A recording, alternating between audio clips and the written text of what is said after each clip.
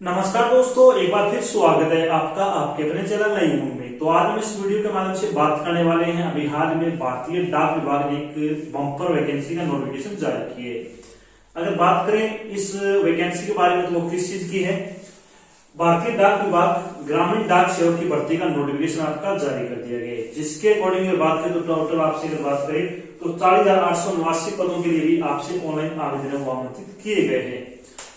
तो यहाँ पे हम चर्चा करने वाले हैं कि इंडियन पोस्ट जो आपकी वैकेंसी है जीडीएस की, उसके लिए आपका जो एलिजिबिलिटी क्राइटेरिया वो क्या रहेगा, सिलेक्शन प्रोसेस क्या रहेगा, एज लिमिट क्या रहेगी, इसका एप्लीकेशन फीस है वो क्या रहने वाली है, इसके अलावा इसकी जो एक्सपेक्टेड कट ऑफ है वो क्या रहने वाली है, इसके बारे में क्या हम निश्चित रूप से चर्चा करने वाले हैं। तो चलिए शुरू करते हैं आज की जानकारी को। जानकारी किस चीज के बारे में, भारतीय डाक विभाग ग्रामीण डाक सेवक भर्ती 2023 का नोटिफिकेशन जारी कर दिया गया है, जिसका आप क्या बहुत ही बेसब्री से इंतजार करते हैं और आपके पास एक सुनहरा मौका है कि बिना एग्जाम दिए बिना किसी इंटरव्यू के आप ये जॉब पा सकते हो।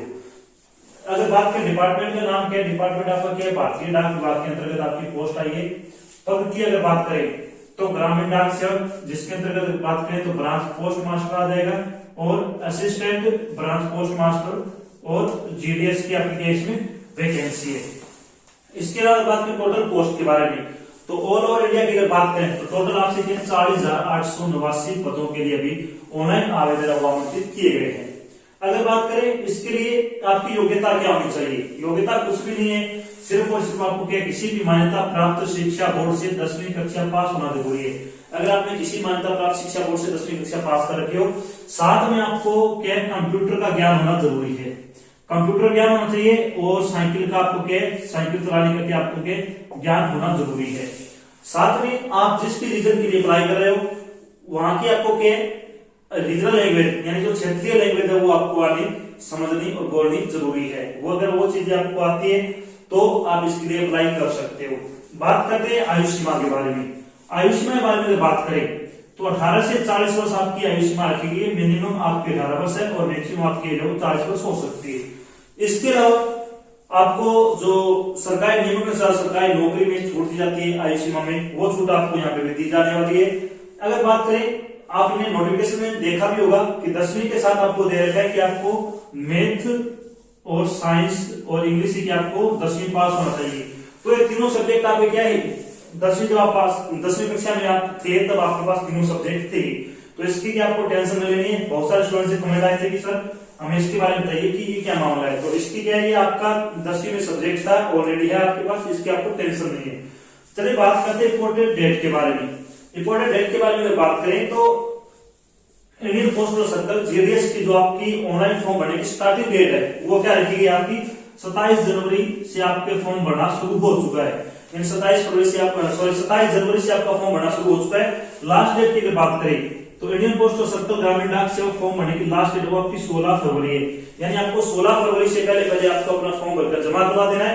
इसके अलावा अगर आप फॉर्म में कोई करेक्शन करना चाहते हो, जैसे कि कोई नाम वगैरह गलत हो जाता है, नाम की स्पेलिंग गलत हो जाती है, इसके लिए आपको क्या समय दिया जाएगा आपको 17 से 19 फरवरी का आपको इसके लिए समय दिया गया है। आप 17 से 19 फरवरी के बीच में आप इसमें करेक्शन भी कर सकते हैं अगर कुछ गलत हो जाता है तो।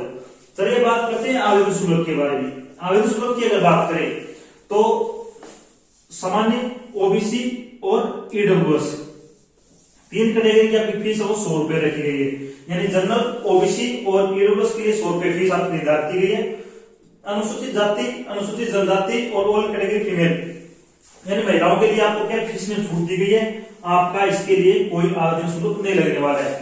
जिन उम्मीदवारों का आवेदन शुल्क लगेगा उनको अपने फीस का भुगतान ऑनलाइन माध्यम से करना है, जैसे कि डेबिट कार्ड से कर सकते हो, क्रेडिट कार्ड से कर सकते हो या फिर सीएससी सेंटर से कर सकते हो या फिर आप ई-मित्र के माध्यम से भी आप अपनी फीस का भुगतान कर सकते हो।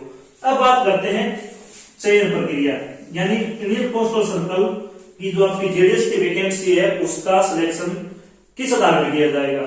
अगर इसकी बात करें तो आपकी मेरिट लिस्ट तैयार की जाएगी, यानी इसमें कोई एग्जाम नहीं है और इसमें कोई इंटरव्यू नहीं है, सिर्फ और सिर्फ क्या आपकी मेरिट लिस्ट तैयार की जाएगी। अब बात आती है कि मेरिट लिस्ट किस आधार पर तैयार की जाने वाली है। मेरिट लिस्ट आपकी तैयार की जाएगी वो जो आपकी जो 10वीं कक्षा में जो प्राप्त अंक आपने जो 10वीं कक्षा में जितने भी प्रतिशत अंक प्राप्त किए उसी के आधार पर आपकी मेरिट लिस्ट तैयार की जाएगी। एक क्वेश्चन ये भी पूछता है कि क्या 10वीं के अलावा हमने 12वीं कक्षा या फिर कोई डिप्लोमा कर रखा है तो उसका यहाँ पे बेनिफिट मिलने वाला है। तो उसका आपको कोई बेनिफिट नहीं मिलेगा, सिर्फ और सिर्फ आपकी 10वीं क्लास के जो प्रतिशत अंक है उसी के आधार पे आपकी मेरिट लिस्ट है वो तैयार की जाएगी। यानी जिस भी स्टूडेंट के सबसे ज्यादा प्रतिशत अंक होंगे उसी के ही ज्यादा चांसेस में सिलेक्शन होने की। अब बात करते हैं, जब आपका सिलेक्शन हो जाएगा तो आपकी सैलरी क्या रहने वाली है। सैलरी से पहले थोड़ी बात कर लेते हैं कि आपकी जो स्टेट वाइज या फिर सर्कल वाइज जो आपकी पोस्ट है उसके बारे में। ये जो आपको पोस्ट बताई जा रही है ये वहां की है कहां आप अप्लाई कर सकते हो, यानी आपको हिंदी लैंग्वेज आती है तो आप इन सभी जगह अप्लाई कर सकते हो, क्योंकि यहाँ पे क्या आपका हिंदी लैंग्वेज मांगा गया। इसमें आपकी सभी ये जो आपको स्टेट दिखाई है यहाँ पे हिंदी लैंग्वेज लागू है, तो हिंदी लैंग्वेज जिन भी स्टूडेंट की हिंदी लैंग्वेज है वो यहाँ पे अप्लाई कर सकते हैं। सबसे पहले बात करते हैं यूपी में। उत्तर प्रदेश में सबसे ज्यादा पोस्ट है। उत्तर प्रदेश की अगर बात करें तो उत्तर प्रदेश पोस्ट सर्कल में जीडीएस की टोटल 7,987 पोस्ट है। अगर बात करें मध्य प्रदेश की, मध्य प्रदेश की अगर बात करें तो 1,841 पोस्ट आपकी मध्य प्रदेश में। राजस्थान की अगर बात करें तो राजस्थान में 1,684 पोस्ट है। झारखंड की अगर बात करें तो 1,590 पोस्ट है। छत्तीसगढ़ की अगर बात करें तो 1,593 पोस्ट है। और बिहार की अगर बात करें तो 1,461 पोस्ट है। उत्तराखंड की अगर बात करें तो 889 पोस्ट है। हरियाणा में अगर बात करें तो 354 पोस्ट है। हिमाचल प्रदेश में अगर बात करें तो 603 पोस्ट है। और जम्मू एंड कश्मीर में 300 पोस्ट है। और दिल्ली की अगर बात करें तो 46 पोस्ट है। तो ये आपका जो आपकी हिंदी लैंग्वेज जो जानते हैं, लिखना जानते हैं, पढ़ना जानते हैं, बोलना जानते हैं, उनके लिए आप यूपी से अप्लाई कर सकते हो, एमपी से, राजस्थान से, झारखंड से, छत्तीसगढ़ से, बिहार से, उत्तराखंड और हरियाणा, एचपी, जम्मू एंड कश्मीर और दिल्ली, इनमें आप कहीं भी अप्लाई कर सकते हो। तो ये आपके हो गई जहां की हिंदी लैंग्वेज है वो रीजन उनकी। अब बात करते हैं कि इसकी एक्सपेक्टेड कट ऑफ है वो क्या रहने वाली है। ये आपका एक महज आपको एक आइडिया बताया जा रहा है, पिछले वर्षों के आधार पे आपको बताया जा रहा है कि आपकी कौन सी कैटेगरी के लिए कितने प्रतिशत तक है तो आपका सिलेक्शन हो जाएगा। अगर बात करें जनरल कैटेगरी के उम्मीदवारों की, तो जनरल कैटेगरी के उम्मीदवारों की अगर आपके 90 से 95% अंक है आपके 10वीं क्लास में तो आप इसके लिए अप्लाई, आपका केस में सिलेक्शन होने की ज्यादा चांस रहेंगे।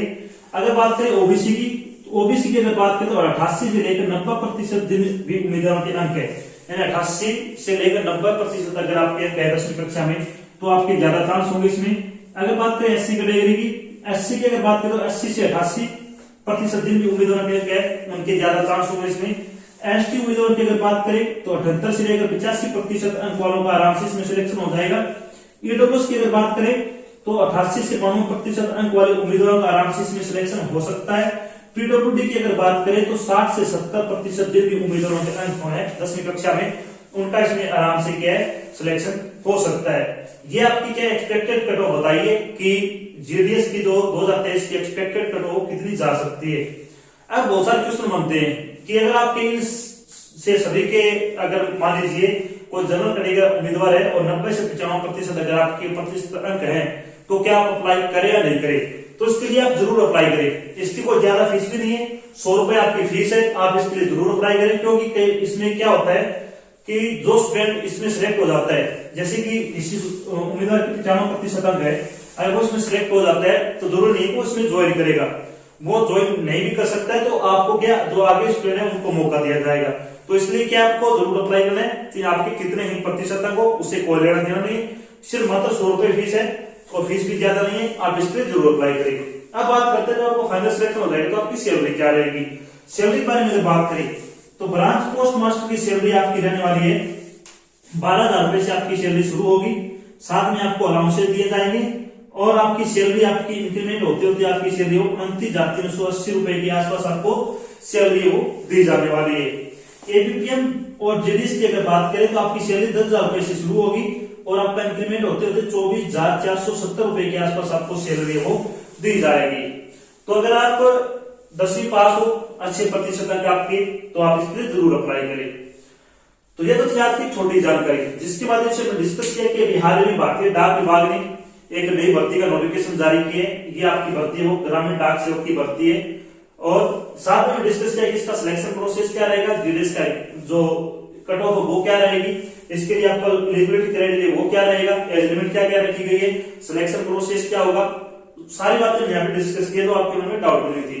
आशा करते हैं मैं आपको जो जानकारी प्रोवाइड हुई वो आपको अच्छी लगी और समझ में आई है। अगर जानकारी अच्छी लगे तो इस वीडियो को लाइक और शेयर जरूर करें।